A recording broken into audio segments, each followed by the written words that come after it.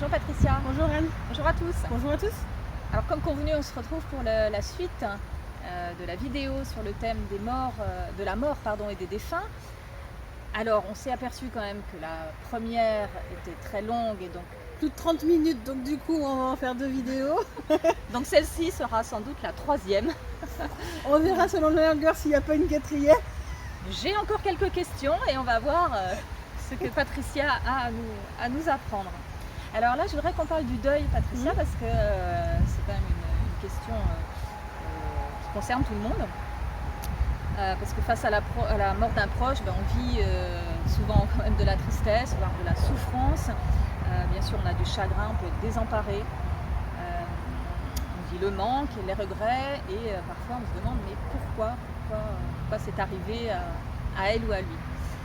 Alors, est-ce qu'il y a une façon d'aborder les choses quand on... En fait, le deuil, je l'ai exprimé sur un des commentaires. Vraiment, si on veut faire un deuil, on peut même le faire avant le décès de la personne. En fait, en soi, c'est quelque chose que l'on peut faire qui permet de couper certains types de liens, ce qui n'empêche pas d'avoir un côté social si on le fait avant le décès. Mais en fait, faire le deuil de quelqu'un ou de quelque chose, parce que ça peut être aussi d'une situation ou autre chose, c'est pareil, en fait, c'est le même processus. C'est dire merci pour tout ce que tu m'as appris, merci pour tout ce que tu m'as montré. Tu m'as permis en fin de compte d'apprendre énormément de choses, d'évoluer, parce qu'en fin de compte c'est ça, quand on côtoie quelqu'un, on apprend, on apprend sur comment un côté social, peut-être des choses que lui vivait que nous on ne vivait pas. Enfin, il y a toujours quelque chose que l'on retire de quelqu'un qu'on a côtoyé. Donc il y a vraiment cette histoire de dire voilà, merci beaucoup pour tout. Pour l'instant tu dois aller de ton côté, donc je te dis au revoir. Peut-être qu'un jour on se reverra, peut-être pas, mais en soi je te laisse libre en fin de compte de continuer ta voie à toi et puis arrivera ce qui devra arriver par la suite. Un deuil, ça veut aussi dire couper les liens que l'on a avec lui à ce moment-là. Mais ça ne veut pas dire qu'on ne le reverra plus jamais. Et ça, souvent, c'est quelque chose, les personnes, ils disent il est parti loin de moi, maintenant je ne le reverrai plus. Ou des fois, quand ils vont décéder, je vais le retrouver, etc. Parce que ce n'est pas forcément le cas. Des fois, quand on a des attentes, justement, c'est là où ça ne se produit pas. Donc, c'est vraiment, en fin de compte, libérer les choses qui doivent être libérées, ne plus avoir d'attente par rapport à certaines choses. Si on veut vraiment que le processus de deuil soit complet, c'est ça. Moi, je sais très bien qu'il y a des choses, par exemple, j'avais eu, comme on va dire, des visions ou des moments de rêve où je vibrais vraiment complètement. Donc, c'était plus vraiment des rêves, mais vraiment des visions très très profondes de choses. Et à un moment donné, j'ai dû apprendre qu'il fallait que je fasse le deuil de ça pour le lâcher derrière et pour pouvoir continuer mon chemin, parce qu'au final, les décisions de certains ou certaines, etc., ont fait que ça n'allait pas se produire. Et j'avais besoin de faire le deuil pour moi continuer à avancer. Alors là, c'est le deuil d'une situation en fait. Oui, mais d'une personne, c'est pareil. En fait, c'était d'une situation par rapport à une personne particulière que du coup j'ai déjà un peu parlé, qui est ma femme jumelle en fait, où j'ai eu vraiment beaucoup de choses par rapport au fait qu'on serait en couple, etc. Et j'ai dû faire le deuil en fin de compte aussi que peut-être je ne le reverrai jamais dans cette incarnation. Donc il y a aussi un deuil de la personne à ce moment-là, même si c'est pas un décès directement dans la matière. Moi aujourd'hui, j'ai aucune information le concernant. Peut-être qu'il y a eu un décès dans la matière, peut-être pas du tout. Et en fin de compte, ça m'a complètement, malgré le fait que c'est la personne la plus importante pour moi. Donc ces informations-là concernaient aussi une personne, par exemple. Et c'est pas différent que ce soit une personne ou une situation au final. Les gens, je comprends qu'ils peuvent le penser. Oui, alors voilà, parce qu'effectivement, comme tu l'expliques, bien sûr, ça paraît toujours plus simple dans ta bouche que dans certaines situations qu'on vit. Oui, voilà, pour certaines personnes, dire merci à la personne qui est décédée, oui, mais ça peut, souvent ça se fait pas tout de suite, quoi. Il y a quand même un processus de deuil. Souvent, il y a des personnes qui vont faire mais tu m'as laissé, je vais faire vraiment sans toi, voilà. Etc. Mais c'est-à-dire qu'à ce moment-là, elles étaient trop dans des attentes et dans un attachement vis-à-vis de cette personne. Et donc du coup, c'est plus un apprentissage qu'ils ont à faire à eux de leur côté, pour s'aimer eux, pour être bien avec eux-mêmes. Parce que souvent, du coup, tu t'appuies sur quelqu'un d'autre. Quand on est bien avec soi-même complètement, etc., c'est génial de côtoyer des personnes autour. Mais j'ai pas, moi personnellement, en tous les cas, d'attente vis-à-vis des personnes qui sont en face de moi. Et ça, je suis consciente que c'est extrêmement rare la plupart des personnes parce que, je sais pas, parce que c'est mon collègue, il doit faire ça, parce que il est de ma famille, il devrait m'aider à faire ci. Enfin, tu vois, la plupart des personnes ont des attentes en fin de compte pour les personnes qui les entourent. Or, pour moi, je peux ne pas être en contact avec la personne pendant un an, c'est pas pour autant que je l'aimerais moins et que quand je la reverrai, ça serait toujours waouh, génial, qu'est-ce que tu viens, tu vois. Mais ça, c'est des apprentissages en fin de compte. Le deuil tel que tu en parles toi, en fin de compte, c'est qu'avant, il y a un apprentissage de détachement à faire. Mais c'est plus la partie de deuil en elle-même.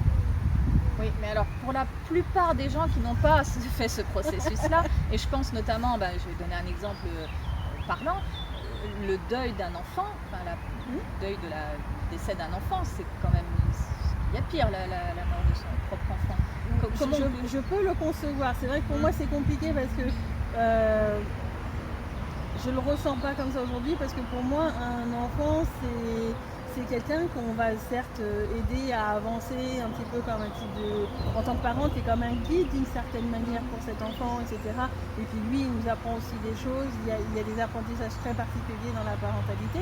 Mais en soi, il reste lui indépendant, tu vois ce que je veux dire. Même s'il est encore, je sais pas, même si il est mort-né ou autre chose, mais il a fait des apprentissages quand il était dans le ventre de la mère. Il y a toujours un chemin et des moments où, en fin de compte, il y a des choses qui étaient apportées.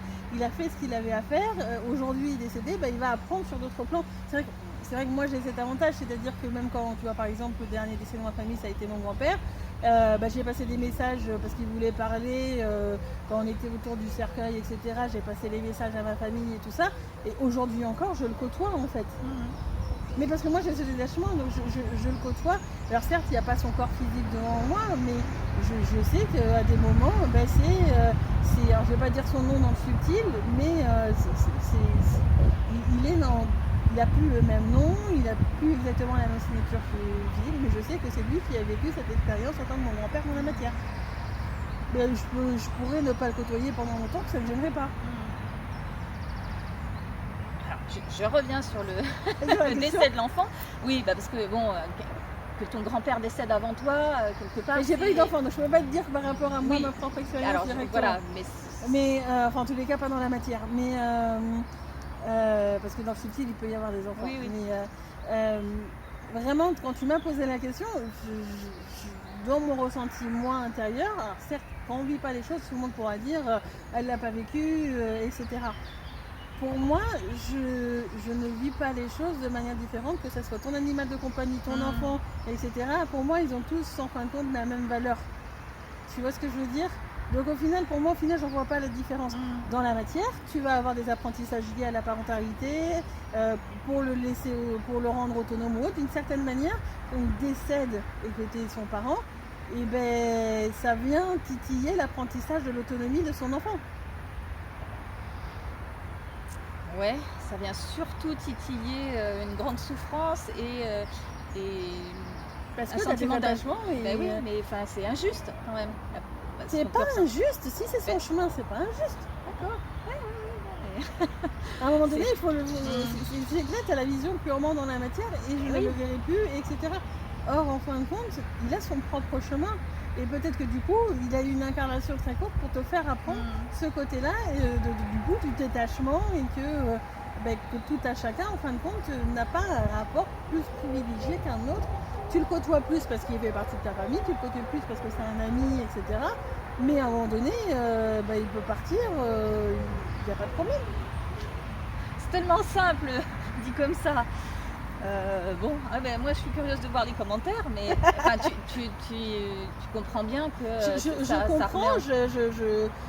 Quand j'ai quelqu'un en face de moi, etc., c'est vrai que je vais essayer de lui expliquer cette notion qu'il va falloir que voilà, c'est le chemin de la personne, qu'il a sa propre vie, sa propre autonomie, que c'est pas parce qu'à un moment donné on avait un certain lien avec lui qu'il sera toujours complètement exactement identique. Mais il n'empêche que l'on l'aura côtoyé, que tu as des souvenirs, chéris tes souvenirs, et puis tout ce qui est à libérer, il faut le libérer, faire ses pardons, etc. Et les liens qui n'ont plus raison d'être parce que c'est plus directement parent ou autre, il faut les couper. Mais en fin de compte, c'est la même chose que l'autonomie d'un de tes enfants que, je sais pas moi, qui partirait à l'autre bout de la planète et que tu verrais pas pendant 5 ans. Et que tu n'arriverais même pas à joindre au téléphone. pour les personnes, c'est un genre de deuil. Et il y en a, ils vont vivre une phase de deuil parce que l'enfant va partir, je sais pas moi, à l'université, pareil, et que tu n'as plus de... C'est la même chose, c'est juste qu'il y en a un, tu es sûr que tu ne le verras plus dans la matière. L'autre, il est loin et tu n'as quand même plus de contact avec, mais c'est un genre de deuil. C'est juste ça, c'est pour mettre en lumière ce côté attachement que tu as. Et au fur et à mesure où tu avances sur ton chemin de spirituel, eh ben, tu vas être amené à comprendre quelles sont les différentes attaches et à les libérer pour toi-même être autonome. En fin de compte, c'est toutes les attaches que tu vas avoir, c'est des fers aux pieds. Donc au final, tu te mets à faire au pied avec ton enfant tant que tu n'as pas libéré les attaches. Et d'une certaine manière, tu peux le contraindre, même si c'est pas ton envie. Je sais, c'est dur dit comme ça, mais ouais. Peut-être que ça vaudra le coup qu'on en fasse une vidéo. Ouais, qu'on parle de ça, ouais. Parce que c'est franchement pas facile à... Je comprends pour les autres que c'est pas facile. Je sais très bien que, parce que pour moi l'avoir vécu avec ma femme jumelle, etc., quand j'ai dû faire le deuil et tout ça, c'est hyper compliqué parce que la différence avec la femme jumelle, c'est que tu as vraiment... j'ai ces sensations qui viennent, tu vois, au jour le jour.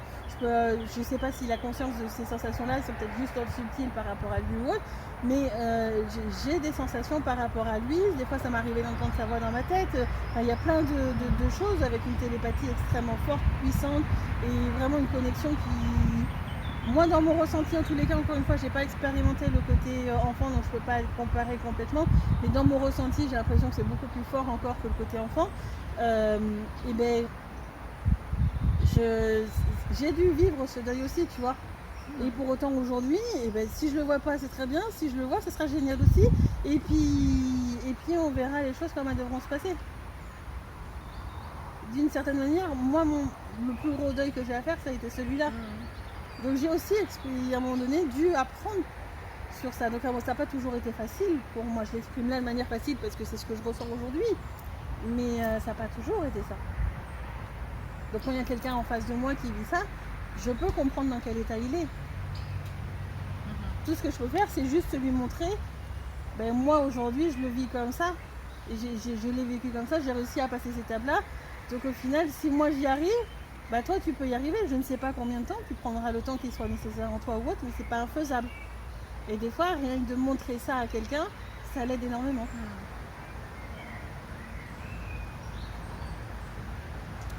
Bon, ben voilà, le deuil c'était quand même un gros sujet. C'est ça. Ouais. Bon, très bien. Ça va me faire réfléchir encore, même si j'ai un peu avancé là-dessus. Mais ouais. Ok, alors merci. Alors on continue. Tu l'as évoqué un petit peu tout à l'heure avec ton grand-père, mais à la suite du décès d'une personne proche, il y a beaucoup de personnes qui ressentent encore la présence du défunt, des apparitions, sensations de présence, même des odeurs ou à travers des rêves. On peut communiquer aussi avec les défunts. Alors, est-ce que toutes les pratiques se valent, par exemple en passant par un médium ou en essayant des trucs comme le Ouija, des choses comme ça? Comment Ouais, alors le Ouija, je ne serais pas forcément très pour parce qu'il faut avoir une certaine maîtrise des portails énergétiques et toujours il faut les fermer derrière. Donc si tu n'es pas habitué, tu n'es pas expert en ça, je déconseillerais un petit peu. Ouais.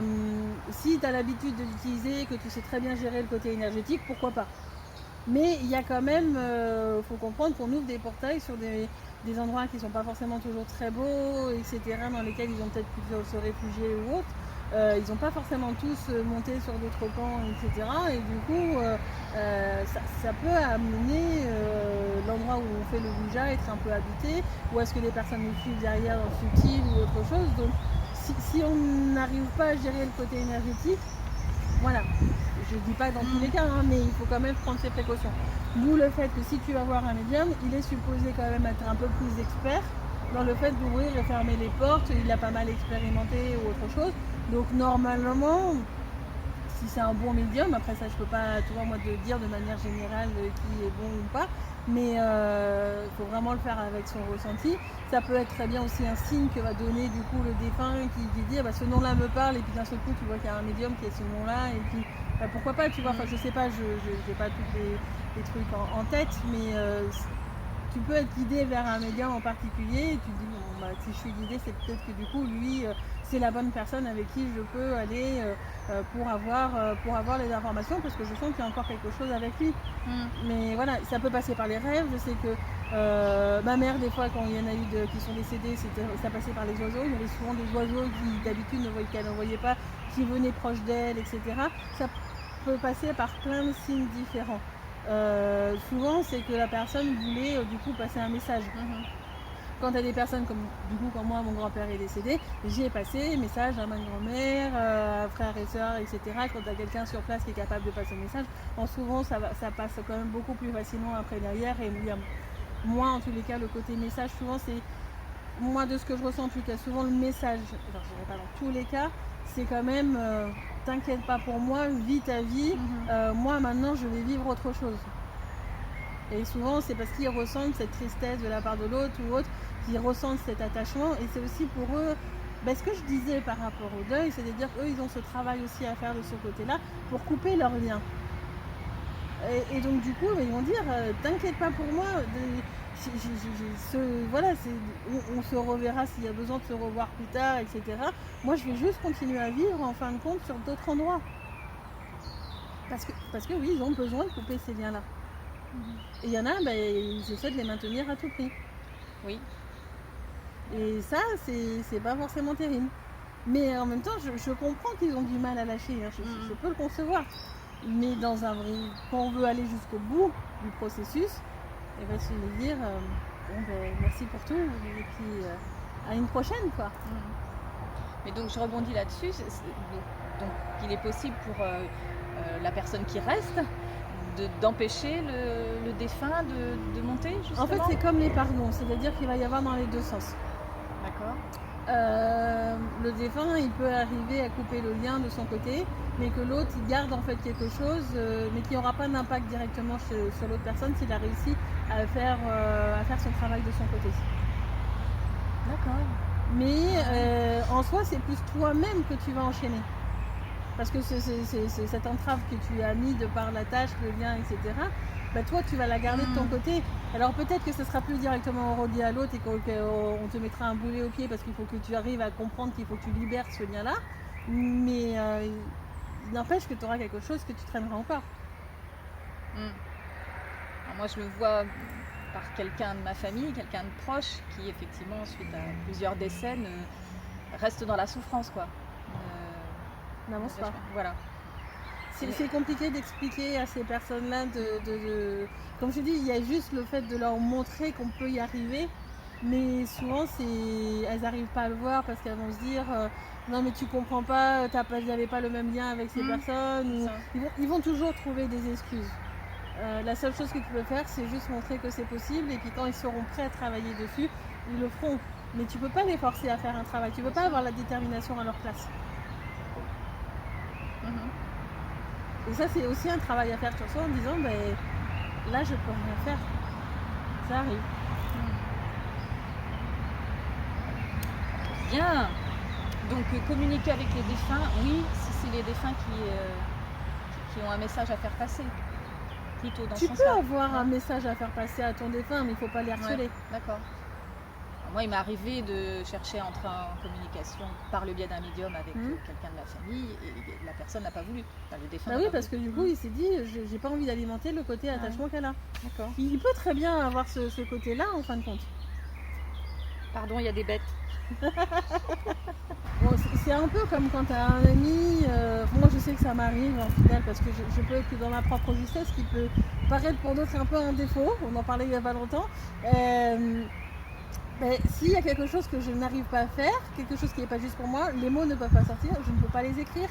Même si j'aurais envie d'aider la personne, je suis bloquée parce que c'est pas juste sur son chemin, tu vois. Et ou si à un moment donné, tu veux dire, tu provoques une situation, oui, mais c'est que là, je ne pouvais pas faire autrement parce que j'ai besoin d'être dans cette justesse-là. Il est possible que le défunt, à ce moment-là, pour être juste, pour te montrer le travail que tu as à faire, a décidé de ne pas prendre la conversation. Mais c'est le fait de montrer en fin de compte ce qu'on a à faire. Et c'est pas forcément évident à vivre de l'autre côté. Je suis consciente. Très bien, bon, merci pour cette explication. Ça va aussi me faire cogiter encore un peu. Merci à Anne pour ces questions toujours très intéressantes et on vous retrouve très bientôt pour la 4e partie. Bon, merci beaucoup. À Merci très à toi. bientôt. Au À revoir. bientôt, au revoir.